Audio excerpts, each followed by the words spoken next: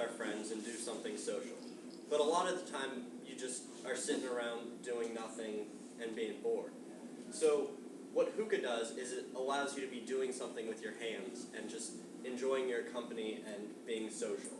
And it is a reason for us all to get together with friends and hang out. I'm going to talk to you today about hookah, discuss the parts of the hookah and explain how it works. I'm also going to tell you the history and the culture behind hookah and talk about some of the health effects, because that's normally a big worry having to do with hookah. I'm able to talk to you a lot about hookah because personally I own 4 of them. I've been enjoying hookah since I was 16, and so I know quite a bit about it. So let's start off with how a hookah works, because in order to talk about the rest of it, you got to understand it. What a hookah is, it's a form of smoking tobacco. And you see here is a diagram of a hookah. So what this is this is considered the bowl. And in the bowl, you pack the tobacco. And on top of that, you put aluminum foil or a metal screen with holes in it. And you put charcoal on top of that. The wind guard is not really necessary for most times. As you suck in through the hose, you're creating a difference in the air pressure, which causes air to go past the charcoal and heat up the tobacco, causing it to burn. So as that burns, you get smoke that comes through this body in the tube and goes through the water, down at the bottom of the water jar. And it kind of helps filtrate and cools down the smoke so it's not as harsh. And then it comes up and you're able to smoke it. There are a couple other parts to it. The plate is an area for storing other coals or putting the ash from the coals on. And then this valve here is a pressure valve, so if you blow in, smoke will empty out through that valve, which is useful if you've been smoking for a long time. You'll get stale smoke in there if someone hasn't taken a hit in a while.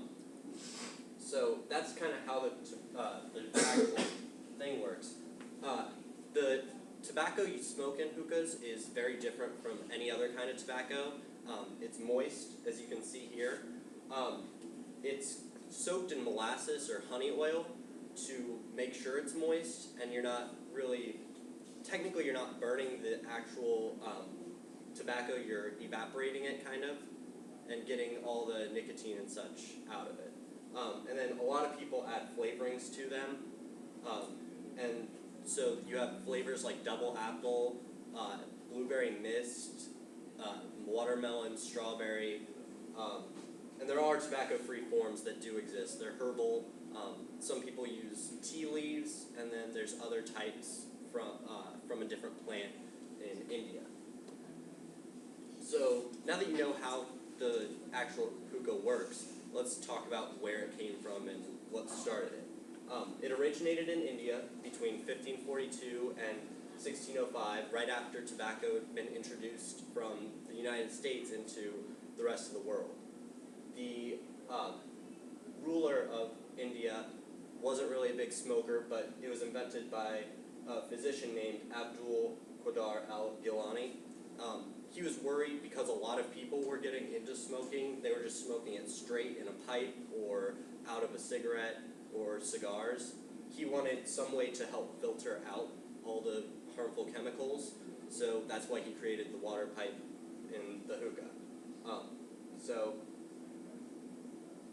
Once it took off in India, it became popular throughout the Middle East, South Asia, Southeast Asia. And so smoking hookah has been considered a social activity over there for hundreds of years. People will get together and just hang out in hookah bars talking. It's in the Middle East, it's got the highest concentration of hookah bars and cafes that you can just go to and get a hookah and smoke. The culture, there's a lot of different names for hookah depending on where you go. Shisha is more in the southeast area. What we consider shisha to be the tobacco. So if you hear shisha, most people in the United States think of shisha as the actual tobacco that you're smoking, not the hookah. Argyle is another name found throughout the Middle East. Israel apparently uses that name quite a bit. And then Hubbly Bubbly, probably my favorite term for it, is used in South Africa, where it became popular because after India had been taken over by the British Raj, it traveled throughout the British Empire and became popular in other parts of their empire.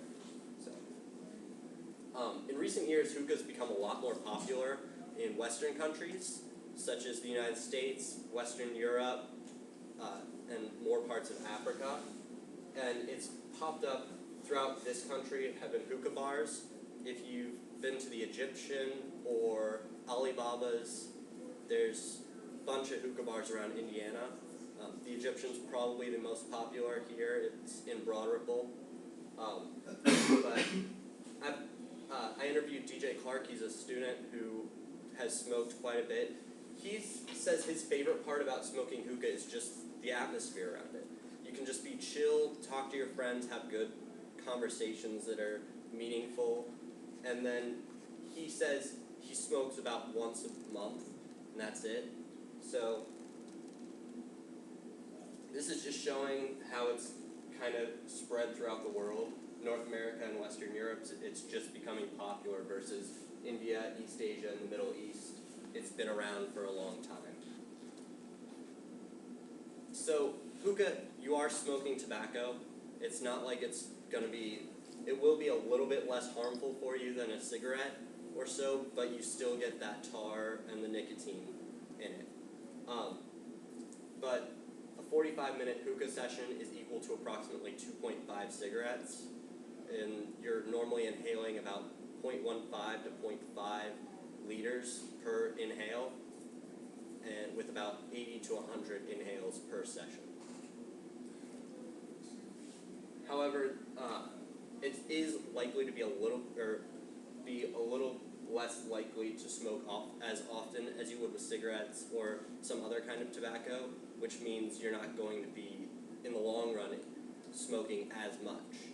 And then the water does help filter out some of those harmful chemicals, but not all of them. So now you know a little bit more about how hookah works, where it came from, and what the culture is behind it, as well as some of the health effects about it. So I hope you enjoyed my presentation, and thank you.